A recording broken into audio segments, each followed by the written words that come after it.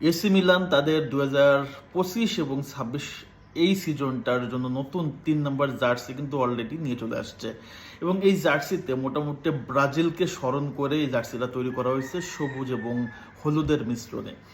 তারা মূলত ব্রাজিল ফুটবলারদেরকে সম্মান জানানোর জন্য কিন্তু এই কাজটা করছে। তারা জানে, তারা বিশ্বাস করে যে এসি মিলানের সাথে ব্রাজিল ফুটবলের একটা গভীর সম্পর্ক আছে এবং শক্ত বন্ধন আছে। এই বন্ধনে আবদ্ধ হয়েছে রিকার্ডো কাকা, রোনালদো, রোনালদিনহো, তারপর হচ্ছে কাফু, দিদা এবং আলেকজান্ড্রো পাতো, অনেক অনেক ফুটবলার আছে, বললে নাম অনেকটাই শেষ হবে না।